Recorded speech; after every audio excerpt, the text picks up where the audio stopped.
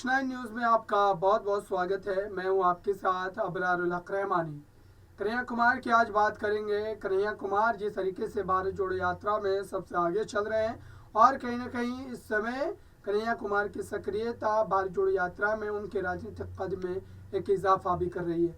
हालांकि जिस तरीके से उन्होंने कम्युनिस्ट पार्टी से अपने राजनीतिक जीवन की शुरुआत की थी, छात्र जीवन से शुरुआत की थी, उसके बाद वो कांग्रेस पार्टी में आ गए और अब कांग्रेस पार्टी में इतने कम समय में जितनी कामयाबी उन्होंने हासिल की, लगातार उनके कद में बढ़ोतरी देखने को मिल रही है। और ये भी कहा जा रहा है कि कांग्रेस पार्टी उनका बिहार में या केंद्र की राजनीति में बड़े तौर पर इस्तेमाल कर सकती है। दरअसल कन्हैया कुमार जो है इस दौरान जोड़ो यात्रा में चलते हुए उन्होंने क्या सारी बातें कही है, वो बात सुनिए, फिर उसके बाद आगे बात करते हैं। आप सब लोगों ने देखा है शुरू से ही, जब से इस यात्रा का अनाउंसमेंट हुआ है, जब से इस यात्रा की घोषणा हुई है, खास करके भाजपा ने इस यात्रा पर चौतरफा हमला करना शुरू कर दिया।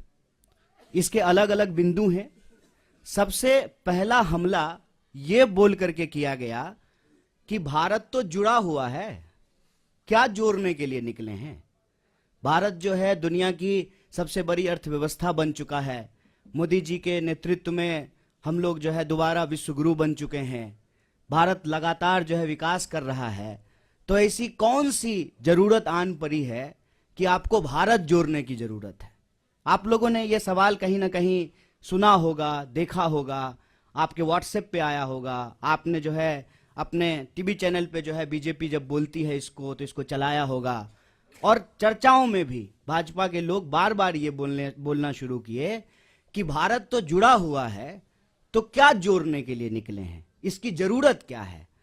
तो मैं एक काउंटर सवाल आज उनका जो ये हमला था उसका करना चाहता हूं कि भारत जब जुड़ा हुआ है और भारत जोड़ो यात्रा की कोई प्रासंगिकता ही नहीं है आपके नजर में, तो आप इसकी चर्चा क्यों कर रहे हैं।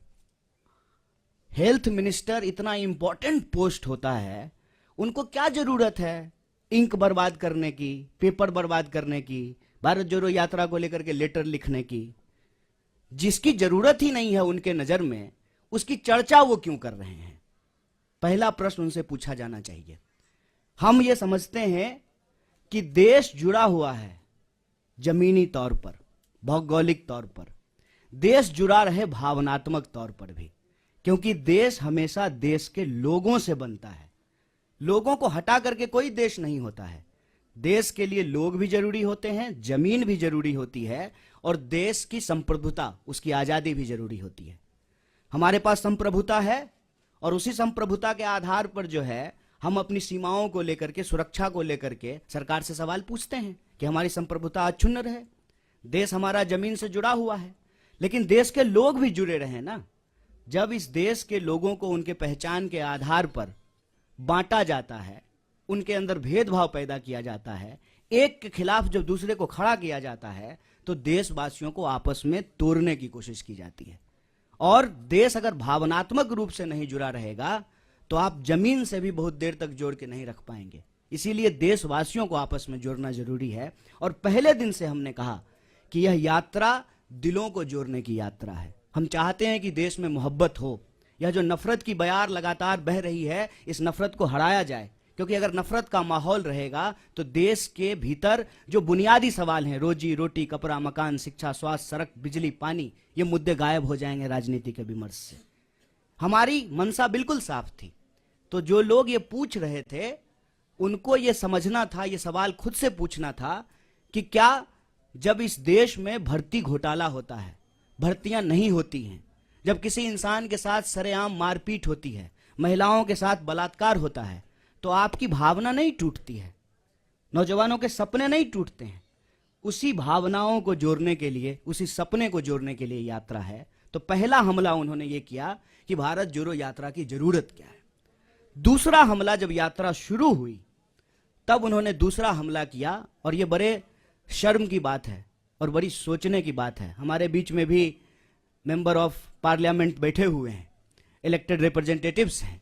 इलेक्टेड रिप्रेजेंटेटिव की एक जिम्मेवारी होती है कि वो जब भी बोले तो सोच समझ करके बोलें, ताकि हम भी उनको फॉलो करें, हम भी उनसे सीखें और मैं तो कहता हूं कि आज अगर नेताओं की बात पे भरोसा करके कोई स्टूडेंट उसको सच मान ले और परीक्षा में वही लिख दे तो वो फेल हो जाएगा, क्योंकि वो इतना झूठ बोलते हैं, इतना गलत बोलते हैं। आप याद कीजिए, दूसरा हमला हुआ जिस दिन यात्रा शुरू हुई, देश के मंत्री के द्वारा, चुने हुए रिप्रेजेंटेटिव के द्वारा झूठ बोला गया कि राहुल जी जो है विवेकानंद जी की मूर्ति पे नहीं गए थे। तो दूसरा हमला उन्होंने किया कि यात्रा जब शुरू हो गई है तो उसको बदनाम करने का। और यहीं पे यह बात रुकी नहीं, फिर बात आ गई जूते पर, फिर बात आ गई फीते पर, फिर बात आ गई टी शर्ट पर, फिर बात आ गई दाढ़ी पर, फिर बात आ गई महिलाओं पर। और यहां पर भी वो रुके नहीं, माने नहीं, हर दिन कुछ ना कुछ निकालना शुरू किए। और जब हकीकत में कुछ नहीं मिला तो जो उनका तीसरा हमला था, जो उनका डर्टी ट्रिक डिपार्टमेंट जो करता है कि किसी का सर किसी के जो है सर के ऊपर लगा दो, किसी का आवाज कहीं पे चिपका दो, यात्रा को लेकर के नकली वीडियो बनाना शुरू किए। यात्रा जब आगे चली जाती है तो पीछे सड़क खाली ही होगी, यात्रा आगे बढ़ गई है तो उस खाली सड़क का वीडियो बना करके दिखाते हैं, कोई है ही नहीं। अरे भाई, जब कोई है ही नहीं, कोई लोग यात्रा में आ ही नहीं रहा है, तो क्यों आपको अभी जो है प्रोटोकॉल की याद पड़ी है?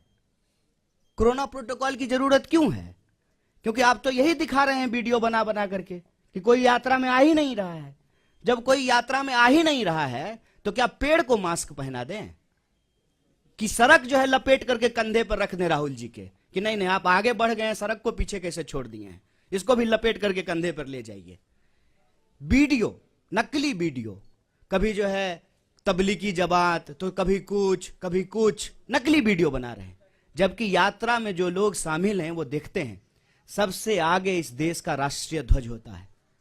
और जयराम जी, दिग्विजय सिंह जी, इनसे हम नौजवानों को सीखना चाहिए कि लगातार वो उस झंडे के साथ चलते हैं।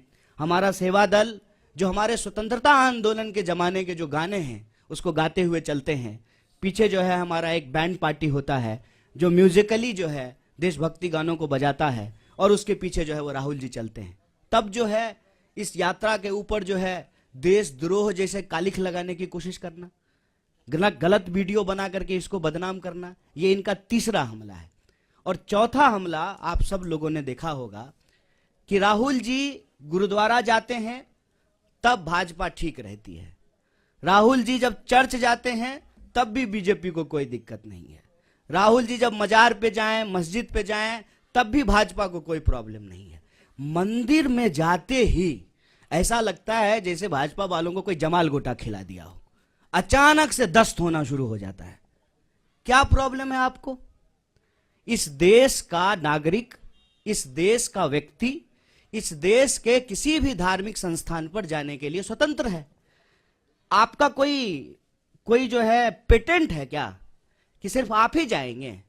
और नियम, कायदे, कानून, ओम का चादर सीधा है, ओम का चादर उल्टा है, और ये वो लोग बोल रहे हैं जो गुफा में चश्मा लगा करके ध्यान करते हैं। ये जो चल रहा है इससे मैं बस एक अर्थ निकालता हूं कि इन्होंने बहुत कोशिश की कि इस यात्रा को इग्नोर किया जाए, इनसे इग्नोर नहीं हो पा रहा है। बहुत प्रयास किया, बहुत समझाया अपने कार्यकर्ताओं को कि यात्रा गुजर जाए, बिल्कुल खिड़की दरवाजा बंद कर लेना। इंसान की अपनी भी इच्छा होती है, इंसान की अपनी भी बुद्धि होती है। लोग खिड़की दरवाजा बंद कर लिए लेकिन छत पे चले गए भाजपा ऑफिस के और वहां से जो है यात्रा को हेलो हाय करना शुरू कर दिया। क्या करेंगे? क्योंकि यह यात्रा जिन सवालों को लेकर के चल रही है ना, वो कांग्रेस के सवाल नहीं है, वो देश के सवाल हैं। ये यात्रा इसलिए है कि इस देश में दिहाड़ी मजदूर आत्महत्या कर रहे हैं, रिपोर्ट उठा करके देख लीजिए।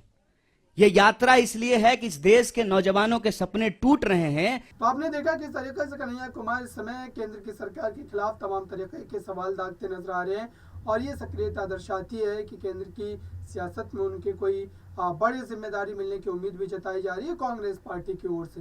इस खास रिपोर्ट में बस इतना ही। देखते रहिए ताज़ा तरीन खबरों के लिए नेक्स्ट 9 न्यूज़ को। धन्यवाद।